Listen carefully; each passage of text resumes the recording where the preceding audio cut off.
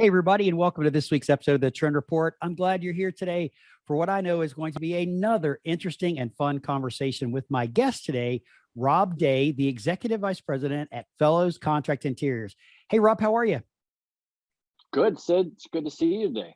It's good to see you too, bud. So, Rob, for those people that are listening that don't know you, please introduce yourself.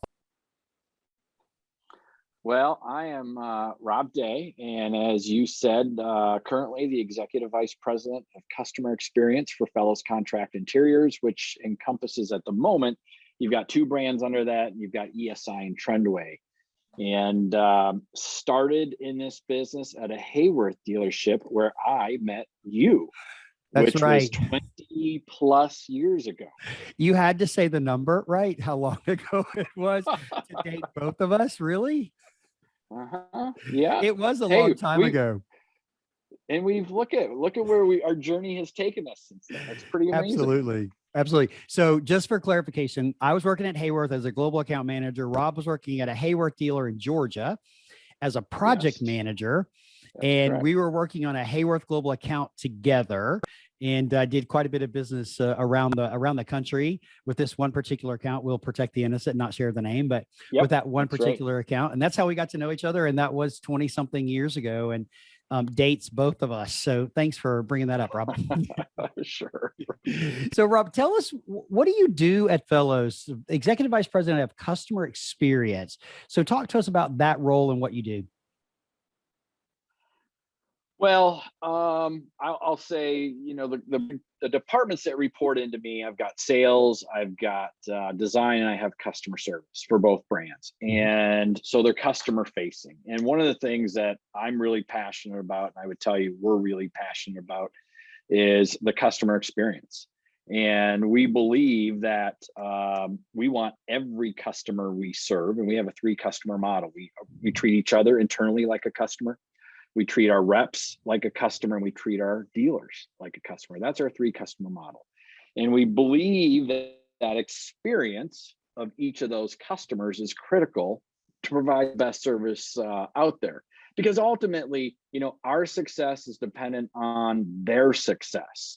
And if we can't help with that, whether it's through, performance, operational excellence on our side, we've got to push that all the way down. So really, I'm more involved in that outward facing customer experience, although there is that internal piece. It's a constant battle to make sure people's mindsets are always thinking that we have to serve each other with the best customer experience. And Sid, I got to tell you, it seems at times to me, it is so obvious that having been in this business for so long, I've had some poor customer experiences, because I don't care what business you're in, we've all been consumers, and we've all called in to that call center, and you can tell the person who answers the phone is miserable. Yep. They're absolutely miserable. And it just bleeds through right to the end user customer. And I don't know about you, but that does not inspire me to want to do business with that brand. Not at all. I think that's what I tell our people internally is be the consumer. Think about, and I know it's so easy to say, well, treat people like you want to be treated. Well, I think there's some people that, by the way, I've seen them allow themselves to be treated. I don't necessarily like that phrase as much as just give the best experience. People generally, when they call you or they need you, there's something that is biting at them. They have somebody that's pressuring them. And I really try to throw that model out there to let them know, you don't know what's going on in their life, personally or professionally. Just do what you can to help them out. Oh, 100%. Now, you said it was 3-pronged. The employee, the dealer, and what was the third one? The end user, consumer? Independent rep. Oh, the independent rep. Thank you. Yeah, the indie rep. Yeah, I mean, the end user is certainly a customer, but honestly, we're not in that direct contact. We have direct contact with each other, with our reps, and with our dealers. Yeah, absolutely. A few weeks ago, I had an expert in customer experience on my show, Stacy Sherman. She's the director of customer experience at Schindler Elevator Company. And she was episode 58. For those of you that may have not listened to that, we'll drop the link to Stacy's episode in the show notes as well. But she highlighted the importance of it. And I love that you guys are doing it and stepping into it, because we all know when we've had something bad, right? And we remember the bad. It stays with us. I mean, if you go into Starbucks and you have a bad experience with a barista, you're not going to forget it, right? And it's going to change your opinion about whether or not you do business with that company again. And I love that you guys are focusing on the employee, because it starts there, right? Then the independent rep, and then the dealer, and making sure that everybody's having a great experience with Fellows. And I would even take it one step further. I look at the dealer as multifaceted, with customers built in there. And I constantly am going through an exercise of making a list of who is the customer, because I want our people internally to know who that customer is at the dealership, because it's the obvious customer. Probably most people would say, well, it's the dealer sales rep. Some people might say it's the dealer principal. And I've got a list, right? It's the dealer sales rep, it's the project manager, it's the designer, it's the people in accounting, it's their customer service person, right? It's the installer, it is the guy at the dock who is bringing the product in. It is our role to know each of those customers, and it is my responsibility to make sure our team, I don't care where they are in our facility, they could be our customer service, it could be our person who's picking the order, shipping the order.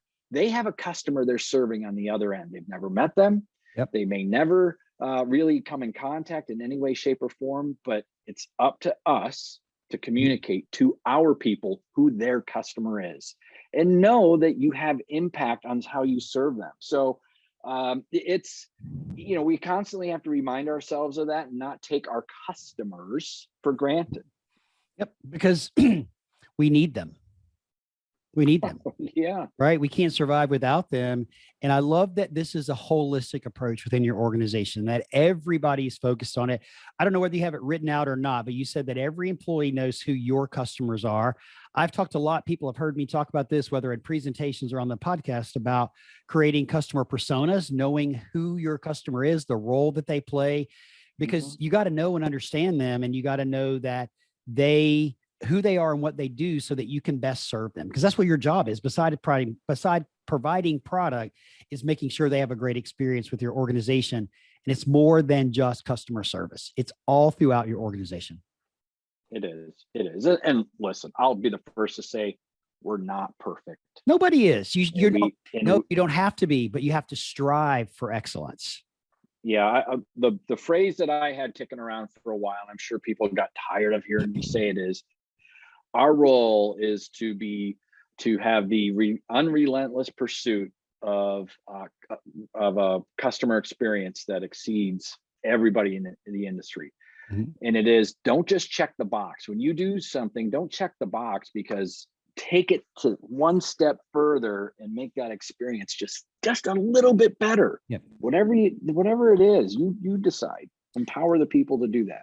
Now, I'm going to turn it around just for a second and say that you describe the person that when they pick up the phone, you know that they're having a bad day. You can tell when that person calls you, or you call into that call center for your phone company or your cable company. You can ease it, because that's a lot of times where it is, right? And you can tell they're having a bad day. But those of us that, and you guys, for example, you have the impact, you have the possibility to have a positive impact on someone's day by the way you approach the conversation with them. Right. So if they're having a bad day, doesn't mean you have to jump in and have a bad day with them. It means that you have a gift. You've been given a gift right then to change the trajectory of that person's day and potentially that person's life. Right. Yeah.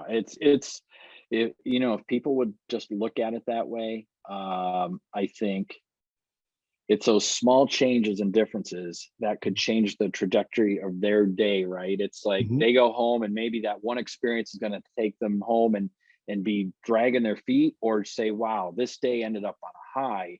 And then it flows into their personal life, the way they interact with their family, their friends, their pets, whatever it is. Yeah, man, I love it. And I'm so excited. I did not know this about you guys, and I'm excited to learn that about you. So Rob, let's keep going. I want you to share a little bit about your journey, because you talked about, you unveiled the curtain there and said that we've been friends for 20 plus years. So that's when we met. But tell us a little bit about your journey in our industry. First off, how did you get into our industry? Oh man. Well, I have a degree in aviation technology and management. And as you can see, I'm doing a lot with it. See, that has nothing to do with furniture, buddy.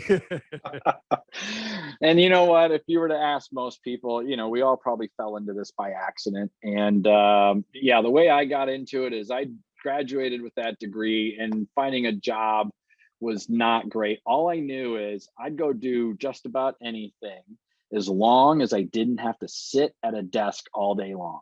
Mm-hmm. That was it. Do not make me sit there. I actually had a job in college for a call center. It was collections, and it was miserable. Oh. And that's when I realized, just get me doing anything else. So I had a friend, my wife had a friend who was in the business, and she went to, we all went to the same university, and she moved down to Georgia, got a job at a Knoll dealership, and actually moved on to the Hayworth dealership. Mm-hmm. And they had a opening for a project manager, and I went down and interviewed, and 2 weeks later, we packed up, moved from Michigan down to Georgia, and that really started the journey. And it was, I got to tell you, it's been fun because I've seen the business, spent 5 years at the dealership. Then I went to work for a manufacturer as a regional manager. And that was interesting. It was for an ergonomics company, which actually gave me the ability to travel, to Germany and to Denmark, where a lot of the manufacturing was done. Got to see how kids' furniture was done, school furniture. That opened up a new door. Got into the independent rep side of the business, and then eventually moved back into the manufacturer side. So I've seen the business from every side, and I have to say that it's given me, I feel like it's given me the ability to understand the value and the challenges that each plays in this business. Because I think a lot of people, depending on where you sit in that order, there's a lot of people that have a misconception of what the other does. Like, oh man, the dealers make so much money. I don't know what they do. I've been on the dealer side. I've been on the sales side. I've been on the project management side. There's a lot of moving pieces. And man, if we can help the dealers through that, that's our role. On the independent rep side, I think a lot of people wonder what they do. They just take people out to lunch, they play golf, do they work Fridays? I can tell you they work. The ones that are worth their gold, they work constantly. Yep. And they bring a lot of value. But I understand their challenges. And then on the manufacturer side, I know, having been on the dealer and the rep side, there are a lot of manufacturers that don't understand that piece of the business. And you can tell the way they interact with you, they don't understand it, because it's almost like, they take your business for granted, and they don't value your time. I mean, look, you're not going to pay for labor to change out the arm pads that you shipped bad.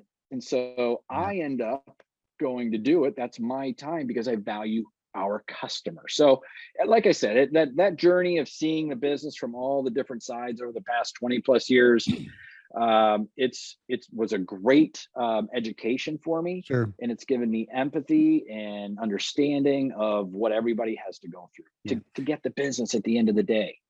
Sure. Now, how long were you at ESI before they were bought by or purchased by Fellows?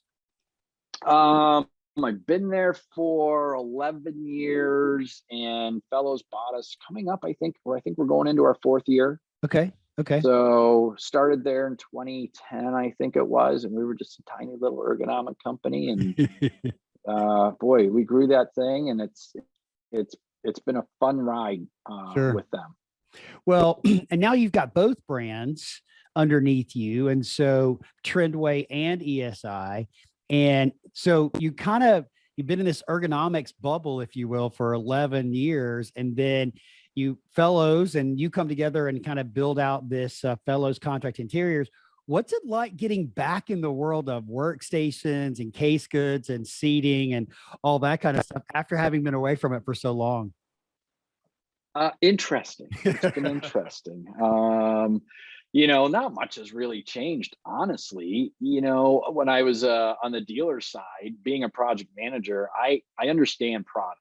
I've got a Yep. very product mind, and I know how it goes together. I understand how it works. I understand how to sell a chair if I have to because of the ergonomics behind it. Mhm. And then from a systems perspective, not a lot has changed. It's Correct. really, you still have the same electrical systems, and everybody has their own way of connecting it, and there's their manufacturing, and some people, you realize are true manufacturers, some are assemblers, and I don't have any, I'm not saying one's better than the other. Everybody does it a little differently, but at Yep. the end of the day, there's a lot of good product out there.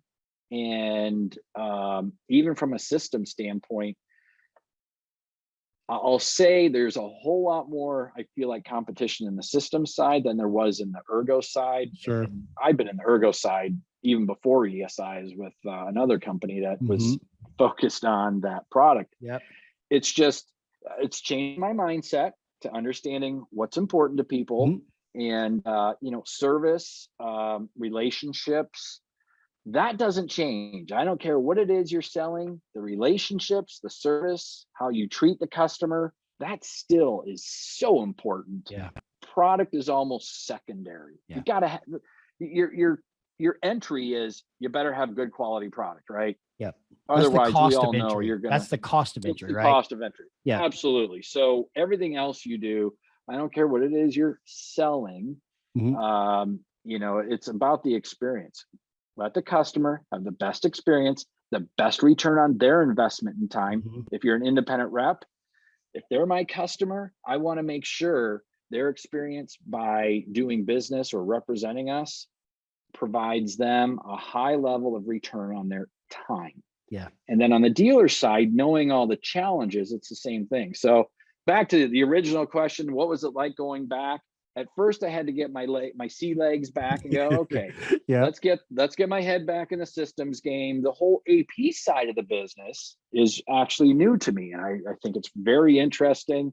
You know, there's a lot of people that probably won't, if they're true AP people, won't like the way I put this, but a wall is basically a tall panel, right? Whether Yep. it's stick built or system unitized. Yeah. So hang on, Rob. But So AP, you're referring as architectural products. So yes, everybody knows he's architectural talking about products. Trinway's wall system, that Transwall product. So Yes.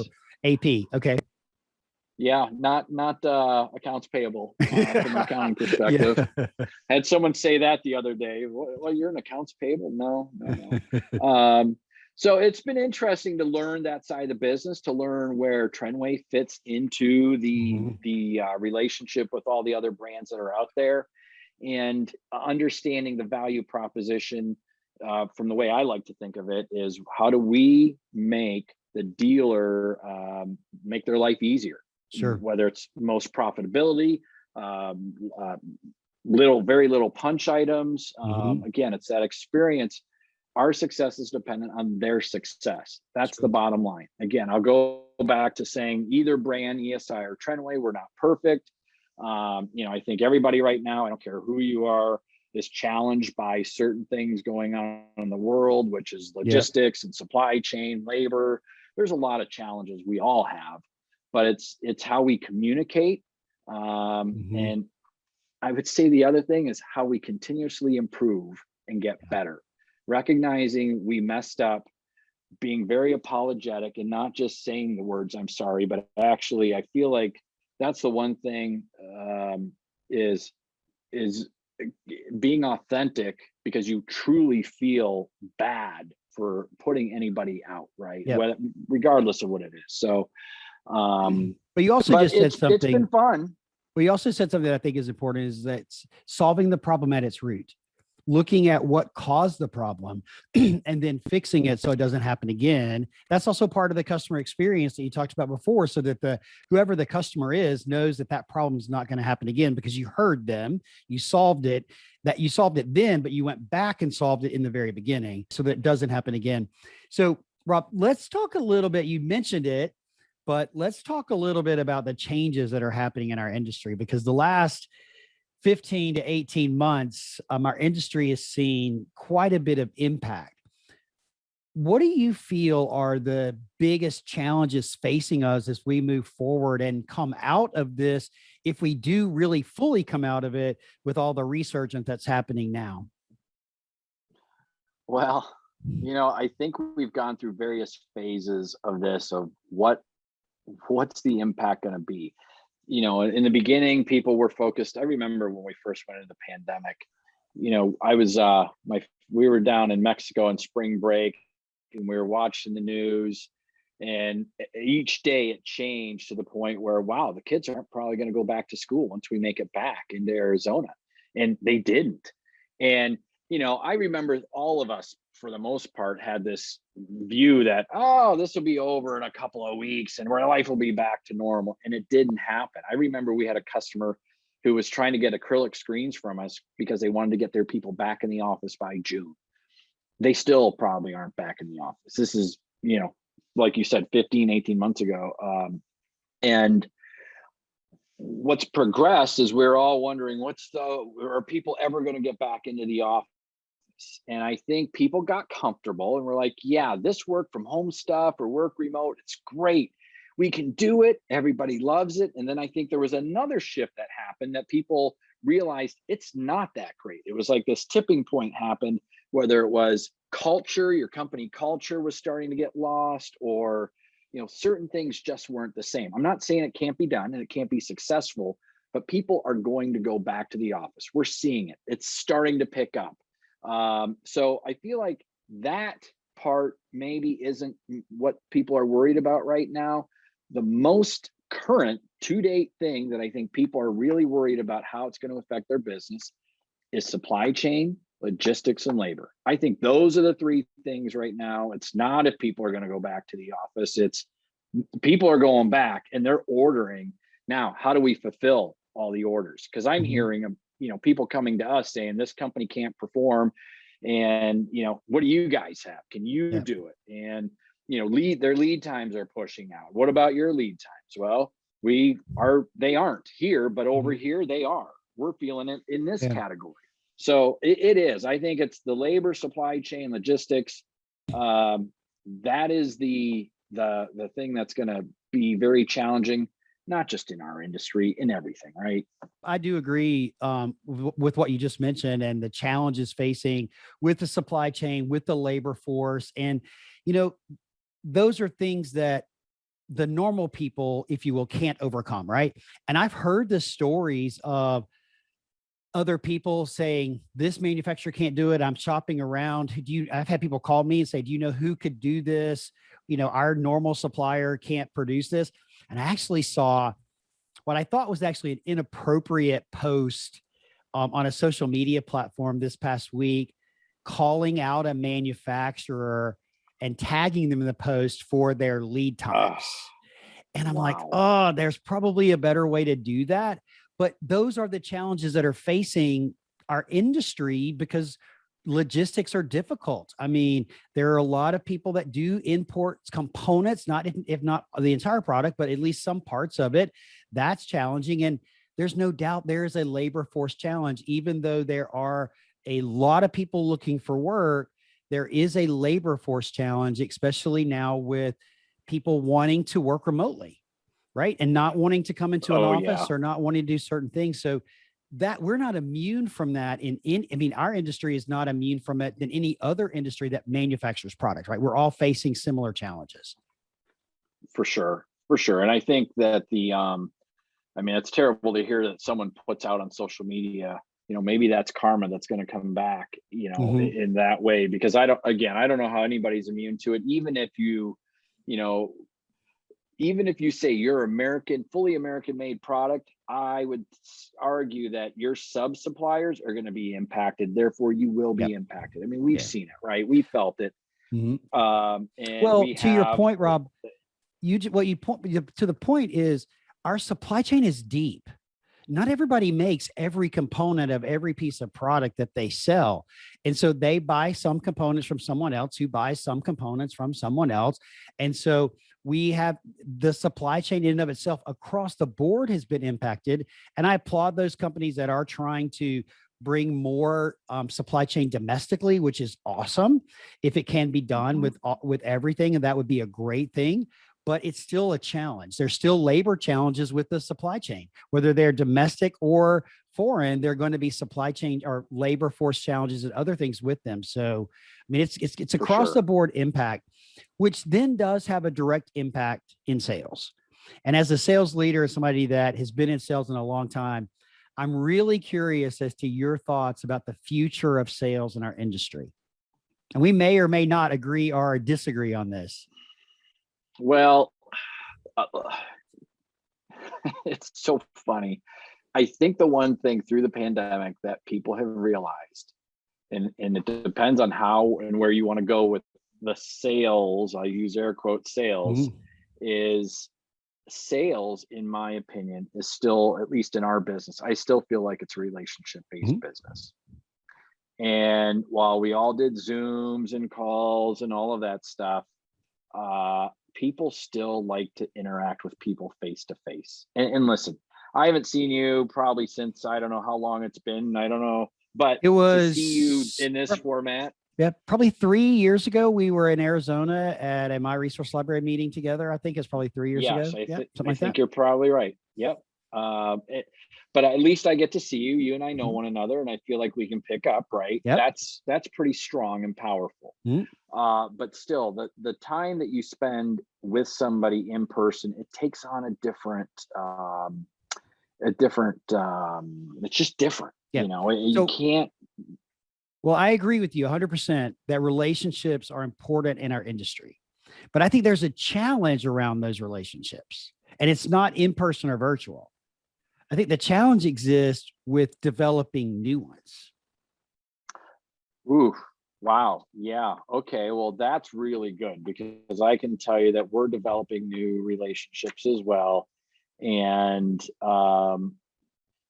here's the interesting thing. Through the pandemic, we continue to add new dealers. Now, some of those new dealers could be existing relationships, but a lot of them are new relationships. And even dealership, where you have a relationship, there's other relationships that you could go build in there. So I think it's interesting how you say that. When we sit back and go, oh yeah, we do business with that dealership. Okay, that's great. But how many people within the dealership are you doing business with? And then how do you go build the business with those that you're not, right? Correct. You got to go build that relationship and get that business. So that's just one aspect of it, Rob. The building the relationship, such a deep topic. Oh gosh, yeah. But like building the relationship inside the dealership, and maybe if you're an independent rep, and if you're limited access in there, maybe you can or can't just walk in, depending on what state you're in. You may, or the policies of the dealer, you may or may not be able to just walk in and update the library anymore, right? And that does inhibit your ability to walk around and meet other people or build relationships with other people. You know, there's a safety thing here. Some people don't want to be that close proximity. Some people don't want to see you without a mask on. I mean, there's so many different variables here but building relationships with people you don't know is a challenge. Reaching and building new relationships with people you've never met at all, you have no contact with, is an even bigger challenge. Look at the A&D community, for example, right? It's very clear that the big leaders, at least is what I'm hearing and what I'm reading, is the large A&D firms are embracing the hybrid work model. Yeah. So you've got, let's say you just got 80 designers that work in a building in downtown Phoenix, which where you are, and your rep in Phoenix is limited access, probably can't get in there at all, right? And if you do get a presentation, it's only likely going to be 15 minutes, because that seems to be a really big trend. I wrote an article about this a few months ago called the 15 minutes of fame. Actually, it was late last year, 15 minutes of fame, because that's all the time you're getting. So how do you talk about your product and your services in 15 minutes? But then when everybody is even if you do get to go there, half the team might be Zooming in for your product pitch or your 15 minutes, right? It's a whole new, yes, it is half virtual and half live. Yeah, absolutely. So how do you build a relationship with a designer that has the power to specify product that lives in Pensacola, Florida, and you're in Phoenix, Arizona? Well, I don't know that I have the answer to that, but I can tell you, speaking to different people and engaging our reps, there's a lot of different ideas that people are coming up with. And it is, a lot of it is virtual. And that virtual part is like I think you just mentioned, it's half virtual and it's half live. And we're Yeah. even talking about that with NeoCon, right? We've got NeoCon coming up, and normally we do product training and we've got new reps or new Yeah. dealers. Well, how are we going to handle it with the people that aren't going to be there live? Mhm. Because let's face it, those are the events. When you go to that live, it's the conversation after the meeting is where the relationship gets built. It's 100%. not, you can't do that, right? Yep. So how do you do that when you're doing it virtually? Man, I don't know the answer to that, but I can tell you I've heard some creative ideas out there involving virtual Mhm. get-togethers, virtual cocktail hours. But in time, even this format here, Zoom and Teams and all Mhm. that stuff, people are getting more comfortable with it. So the Yes. fact that you're going to have a virtual cocktail hour and you have breakout rooms, Mhm. it's challenging all of us of Yep. how we do it differently, right? Mhm. I think it's going to come back to that in person. If you look back to 9/11, when that shut the travel down for a Mhm. long time for people, look at how it roared back and to where it was again. It was, people are traveling, they're on airplanes, they're not fearful of what's going to happen, and it still got back. So I think it's a matter of time. We have to find this interim way of doing it Yep. until it eventually does get back to what I'd say the good old days of just that in person. Sure. But it's the bridge. How do we bridge it? I love that, building the bridge, right? I have lots of ideas and I talk about it a lot, either on the podcast or I write about it in my column for the Business of Furniture. I did a presentation at Mm-hmm. Indeal a couple of weeks ago about it as well. I mean, I think there's a lot of opportunity here to build a bridge, right, to whatever is next. Be paying attention to what's happening in the world, pay attention to what's happening in our industry. And it's time to think again. Have you read Adam Grant's book, Think Again? Have not. Oh, you need to put that I'll on put your that reading on my list. list. Yes, Yeah. absolutely. Think Again by Adam Grant. And it's about rethinking everything we've ever been taught, because now is the time. Now is the time that the biggest transformation can happen inside of our industry, in all aspects of our industry, especially some of the things that were broken. Because there are some things broken, and we don't have time to keep talking about broken things and stuff like that. I would love to talk about it all day, right? But it is time for us to take big, bold moves and make big, bold changes in our businesses in order to move forward. And it starts by building a bridge. And I love that analogy, build the bridge. Build a bridge. Yeah, build a bridge. So, Rob, it's really been a great, fascinating conversation. And I could talk about the future of sales for a long time. We might have to do that again and talk about the future of sales. I actually need to get you to come onto our Clubhouse Club and talk to us about, I've seen you pop in a couple of times to the I club. pop in, yeah, Yeah, kind of we'll have hear to what's get you to going come on, in. and usually it's like in the middle of something. I'm like, I gotta go see what's going on there, and of course my schedule blows up, and I gotta go handle something. But yeah, Well, we're doing some planning as it relates to Clubhouse right now and some of the things we're going to be talking about. But I'd love to have you come and join us and talk about this, like the future of sales. I think it's really important as things continue to move forward. We are moving forward. Business is happening. There's still stuff happening in the world that's impacting it. I think there are some challenges still related as it relates to travel and various different roles in our industry. There's certainly a lot of consolidation happening in our industry. So, oh yeah, I mean, just you just got to pay attention to what's going on out there. Read, listen to other podcasts. I mean, just pay attention to what's happening out there. And I think that anybody listening to this can pick up great tips that could help them, move forward. But I do want to kind of wrap up and say thank you for everything that you've been doing. It's my pleasure to have known you for all these years, but I'm going to put a little pressure on you. Okay, oh just a boy. little. Can you give us a sneak peek about what's going to happen at NeoCon? Like, what can you give us a little look Oh behind the boy. curtain, Rob, about something that you guys are going to be showing at NeoCon or something? Well, listen, we've got two brands, right? Mhm. So we've got ESI and Trendway, and if nobody has been to the Trendway showroom, it's actually across the street from the Mart, and it's on a beautiful location on the river. Mhm. And now October, beginning of October in Chicago, could go one way or the other, but it would be a great way to come and feel free to have a cocktail on our deck overlooking the river there and see some new products. I think one of the exciting things on the Trendway side is we do have some new AP architectural product introductions that have been coming, we needed for a long time. And I think it's going to, we've already been, while it's just really being released this week, it's our Volo frameless. We've been quoting it for a while. I think it's going to be a great product for us. And then the other thing I'll tell you that's still relevant is Airmax, that our air product, we are actually delivering an order this week. It was for one order alone. It was $2 million going to a school system. So for people who think in the contract office furniture space, you shouldn't be thinking about air. I think there's some significant volume there to help our dealers who might be struggling to go sell some air. We've got specialists who can do that for you. And then on the ESI side, we're making some, actually, we're talking about both brands making some changes, slight changes to the showroom.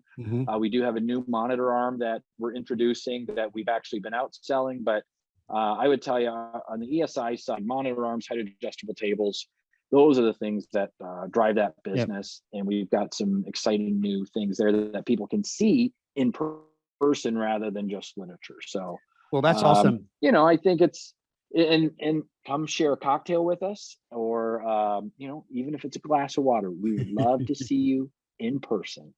That's absolutely right. In Chicago, the first week of October. You gave us a better look behind the curtain than I actually thought you were going to, and you did a little bit more than other manufacturers that have joined us have. So I appreciate you giving us a little bit of a look behind the curtain, and I look forward to seeing you for the first time in many years at NeoCon this year too. So it's going to be a lot of fun. Absolutely. Hopefully there'll be good attendance.